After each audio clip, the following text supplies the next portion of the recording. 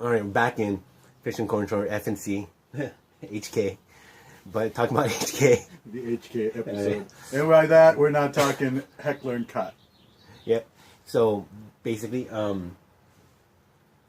my first knowledge, not experience, folks. Please, let's not do that too much. Yes, that the fish is, but high school age. You know, you hear about these places. For a while, was Adelita's at the creme de la creme? That was what people talked about. Yeah. Or was HK? No, that was what people talked about. But see, I'm old enough to be of the set of people that would talk about not Chicago. Bambi and the Unicorn Club on Revolucion. Yes. Back when people used to. What was that one we went to back years ago, back in our 20s? The one that was upstairs and we went with Homeboy. You know, you're Yeah. Oh, jeez, what the hell was that place? That was on Revolucion. Mm-hmm. I remember that outing. Because I wouldn't go, when we were crossing back across the border, I turned back around because they wouldn't let me cross with the knife that I had in my pocket. So what you end up doing with it? I went back to the house. I think I remember that. It's like, no, I'm not giving you my knife. It's a $50 knife. Mm-hmm. And I'm not going to take over the fucking country, so. Yep. But anyways, Bambi, mine was Adelita's. Like, I was a patron of it, you know, but the fish has been there. It's just a bar, watering hole. Ostensibly, it's just a bar, but it's also a whorehouse. It's also, you know, a waypoint for people that are, you know, smuggling and doing all sorts of shenanigans. I mean, that whole area is replete with shady people, man. Well, yes. It's not just a zone of tolerance when it comes to prostitution. It's a zone of tolerance when it comes to everything. So you basically have an open-air drug market. You know, people are selling methamphetamine and heroin. Well, it kind of goes hand in hand because in San Francisco and off of North Beach, you know, is that area with all the strip, like right around the block. Yep. In North Beach, and you can tell there's people strung out on the sidewalk. They have these kind of weird apartments. Yeah. In the city, you know. But yeah, and then what's funny is that, you know, I'm not a patron of these clubs, but it was years later then I started hearing this thing about HK. I mean, Adelita was popular when I was the bartender myself at a golf course. Yeah, that was that period of time. And that was where all the club members used to like going to. Well, the men. I mean, it's like anything else. No, it's HK. It's all about Hong Kong. It's like anything else. All things are cyclical. You know, whether it's a restaurant, a bar, a whorehouse, an inn, gym, all of these things go through periods of time where it's the in thing to do. You know, it's like once upon a time jogging was it, then aerobics was it, now Zumba.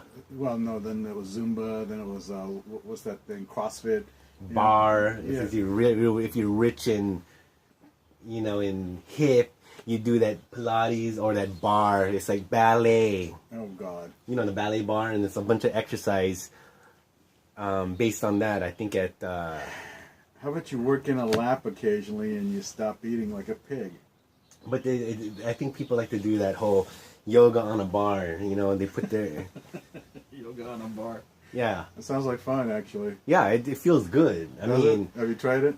But I wouldn't pay the price for it. I think that's since it's the in thing and it's for upper crust. Yeah, it's the exercise of people that would probably Newport Beach housewife would probably be this. Oh, okay. It's those kind of they're those glamour with me because Zumba or spinning. Spinning is kind of an uppity kind of. Well, I don't know. I've done spinning. Well, we all have. In my head, you know. Well, then, all right. Spinning back in the heyday, because spinning now is you can get it at every gym, actually. So I take that back. Barre, I think it is called. And Barley, is that what it... Barr, and it has an E with the hyphen on it. Oh, God. So, and they do it like Little Italy. And they do it like in Costa Mesa. You know what I mean? Enough said. And Pilates is kind of a uppity. There's this new one in La Jolla that they're doing. It's called Wall. The gym's called The Wall. And there's a bunch of like you know, like those little D hooks that are on the deck of like airplanes or like aircraft carrier to, you know, strap it down. It's a wall like that, and you can put all sorts of apparati on the fucking wall. You kick the wall, I don't know, and it's all looks like you're in a the bold look of Kohler. You know, the faucet company. Think about it as that there's like a really nice Closet. plumbing display store. That's what the gym looks like, because the walls themselves look kind of epic. You know, the front desk, I think you gotta walk around at this kind of like formica. So you're paying for staging, basically. Yes.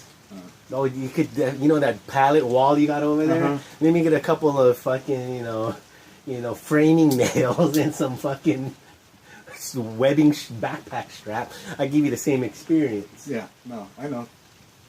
But you know, and then there's, you know, the fit people that are helping you are casted, or probably owners, and you know, the beautiful type. No, okay. So it's ambiance. Well, let me pretend I'm one of these people. Yeah, and you might get like water in a glass kind of thing when you work out. It's one of those kind of places. I mean, I want to pay that. But geez, I like how we segue on the show. What were we talking about? We were probably talking about the trifecta of clubs down in Tijuana. Yeah, we were talking about whorehouses in Tijuana, and then we ended up talking about Pilates. How's that happen? But people at home probably want to know, what is it about the third one you've never talked about? Chavelas. Oh. Who goes to Chavelas? Let's hear from Corn. Who goes to Chavelas? Old men. Yeah. Does the talent at these places go to the neighbor one, or they just work one It's all club? the same shit. So depending on how how the management likes you or doesn't like you, you get assigned to different places. HK is the creme. Yeah. It's wherever you can make the most money. HK. It's like any operation, dude. HK. We love HK as far as our viewers. Who's interested in going if you're like sitting there in an armchair in Ohio, you're watching the show, and HK. you know, if you make a trip, you know, send us your, you know, thoughts. HK. Now every time I think of HK, I'm not gonna. They do. I think they even on their ad work, because I was just down there, the billboards or whatever, it says HK.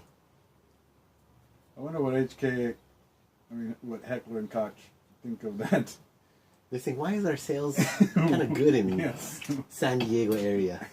Why are we selling more guns there? HK, because a lot of the gentlemen who would be in the gun buying frame of mind probably It's that kind of shit. frequent whorehouses. They kind of go hand in hand too, right? I always thought that cowboy thing was more into the plated out 45s and shit, not necessarily the HKs. I think it's just generally people are collecting. HKs are more of a mall ninja kind of thing. Yeah. Yeah, this is kind of like, old school kind of, but I like that. I like that ornate, such as the gun work on what's that show, Romeo and Juliet with Leonardo DiCaprio. Yeah, some of that over the top gaudy work and because the cross process they did like in some of the scenes there, and how they immortalized the gun as like their saber or their dagger. Well, it was a phallic symbol and a replacement for the sword all at the same time. I did like the art direction in that movie as well. I thought it was over the top and ridiculous, but it was effective.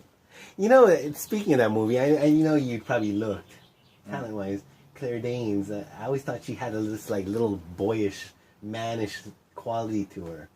And you look now, 15, 20 years later, she's Looks the same. Yeah, but she's kind of. She always kind of looked a little butch anyway. Yeah. I mean, Did she do it for you? Did she do it? Could for she me? be Korn's Juliet? Oh God, no.